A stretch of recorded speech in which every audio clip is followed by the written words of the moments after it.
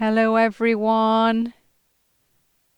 In this video I'll be answering a question that came in, and the question is this.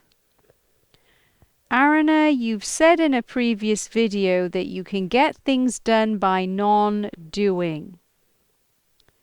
What do you mean by that? So how do we get things done by non-doing? That's a bit strange. Don't we get things done when we do? Doesn't doing accomplish things? How can non-doing accomplish more? So that is the question, and let's see what comes through today.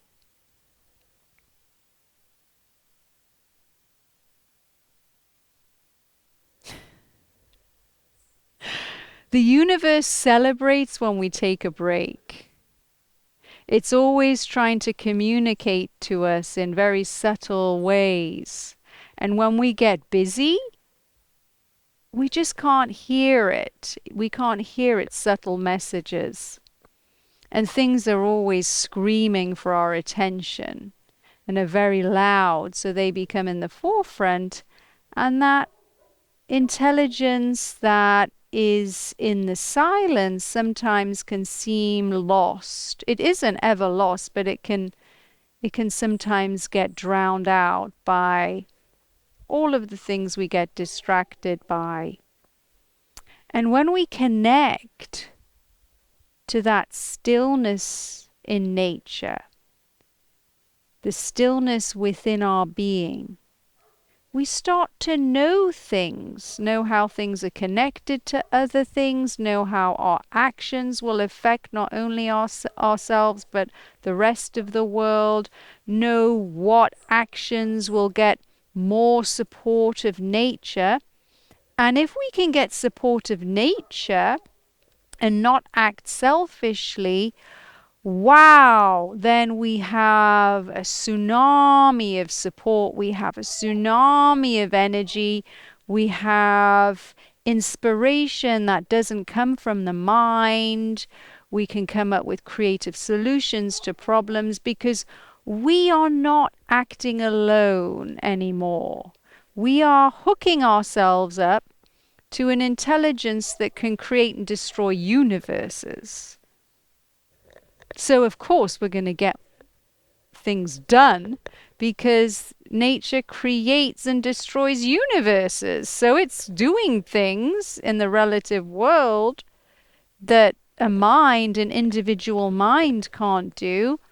So rather than going up into an individual mind, an individual personality, something tiny like a little speck of sand, it's just doesn't even make sense why you would do that when you can hook yourself up to something way more powerful.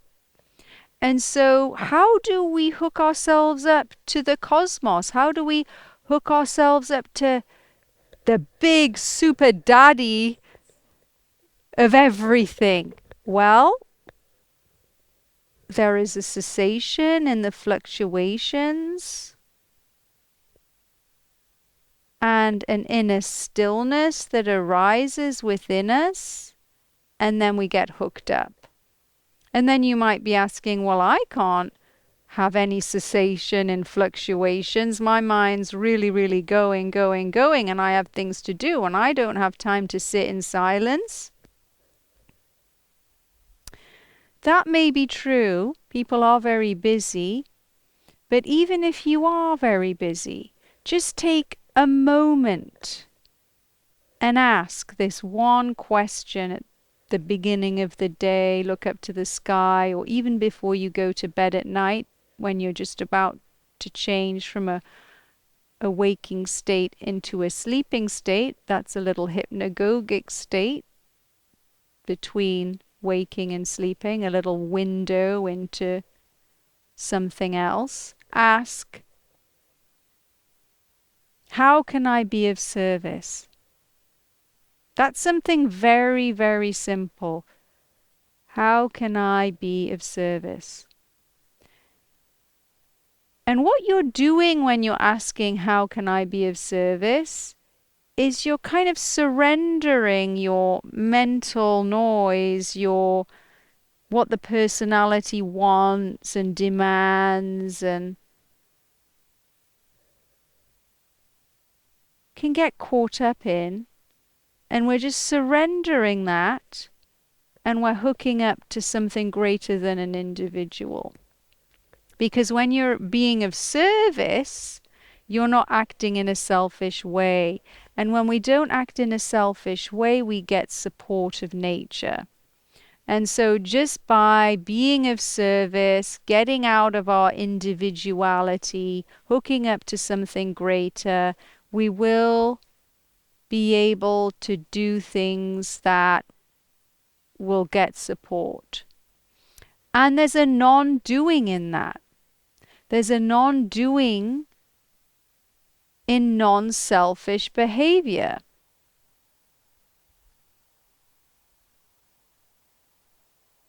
You might want to contemplate that. There's a non-doing in non-selfish behavior. Because when we're not acting for our own benefit alone, we're in a non-doing state. When we are acting only for the benefit of ourself, it's more of a doing, pushing, demanding, trampling, less intelligent, less successful way of being. It's very rigid. It doesn't get much support. It doesn't flow. It can feel like efforting.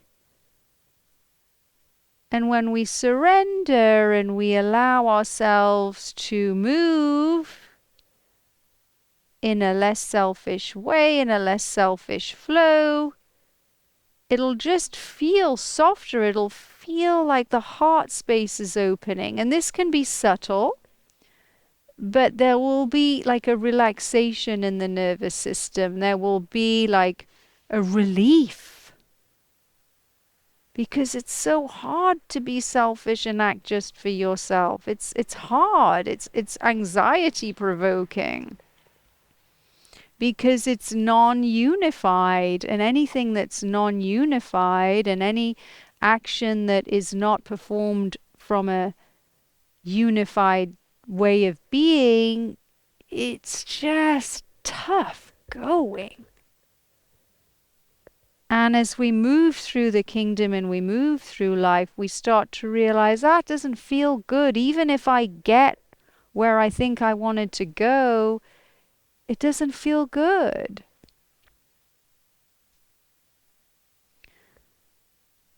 And so surrendering the intellect, allowing a universal intelligence greater than oneself to sit on the throne, to take over the direction of our actions, will put us in a non-doing state. And this happens when we sit in silence doing our practice, because we decide, I'm just going to let go of pushing and doing, and I'm just going to sit and I'm going to listen, maybe to the sounds of the wind moving through the trees, or the birds chirping in the distance, or the heart beating in the chest, or thinking the mantra that maybe we've been given, or following the breath, or just moving wherever the mind takes us without controlling it. Just letting go of the thoughts that I must do this and I didn't do that, and have you thought of this and what about that? And they do arise, and then we come back to our heart beating, or to the wind, or to the birds, or to the mantra. We just allow those doing thoughts to come and go, come and go, come and go. And in between them coming and going, we drift into a state of unity with everything that exists and stop doing. And once we've stopped the doing, this intelligence in nature starts to move and charge every single cell in the body. And outside of the awareness of the mind, we start to know what to do, how to act, what not to do. The heart space opens. All this support of nature flows through our being and into our activity. And maybe we sit non-doing for a little bit of time, whatever suits us and our schedule, and then we get up slowly and we move into activity and we just feel, oh, I don't feel like I need to push. I can take time to smile at that person. I can take time to sit and really taste my tea. I can have the time to look up and see the way the clouds are moving. This mindfulness arises spontaneously out of the non-doing state into the doing state. It happens as a result of non-doing. Mindfulness happens as a result of non-doing. So if we want to lead a delicate, sensitive, mindful life, and that delicate sensitivity will raise our consciousness and allow us to make good decisions at work or in our relationships or at home and in our businesses and whatever we've decided we want to focus on. It's so beneficial, and we end up saving precious time, because if we're rushing, we make errors. We make errors in our businesses. We make errors in our relationships. We don't do the things we need to do with our health and body. And so we end up saving time by non-doing. And that's something that you really realize. Sometimes you can look back on your life and go, I wasted so much time. I could have done that in half the time. Oh, I made all those silly mistakes that I wouldn't have made if I only noticed that one thing, but because I was rushing, I didn't notice it. Or that person told me that would happen, but I was so busy I didn't listen. Or my partner was reflecting that they were upset back to me and I wasn't absorbing it because I was distracted, and now they've left. Or whatever it might be. And now I have to spend all this time trying to find a new partner. There's many examples that we can give. And so dedicating time to non-doing gets great results in life. If you want to be successful, do less and accomplish more. And so I hope that answers the question. I'll see if anything comes through.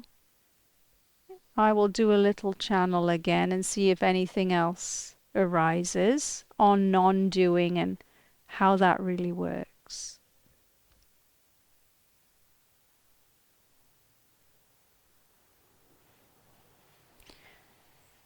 We're born in a non-doing state.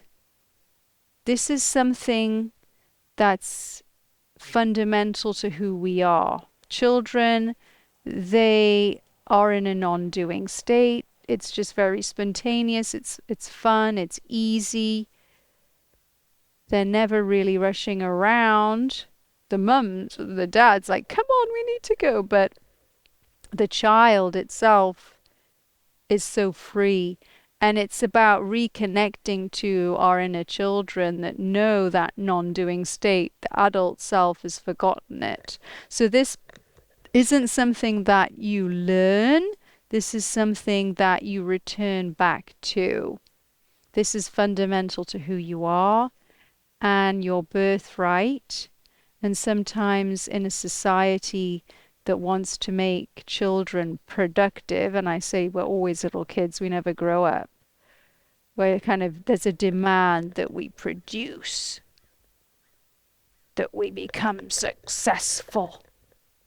And that can create a push that disconnects us from our non-doing state and isn't very good for our health. So knowing when there's that pressure in society to push you, and yeah, we do need to pay the bills, and we do need to take the kids to school, and we do need to cook our dinner and do things for our health, gym or walking or whatever you want to do, but we do need to get things done. But we will burn out if we don't take that time to reconnect with who we are as a human being, not a human doer. We're human beings. We're not human doers. And by being, we do easily without effort. So I pray that we can all return back to who we are as beings, and that by returning back to being, we can then move around and spontaneously do any action in an effortless way that is supported by nature. Jai Gurudev.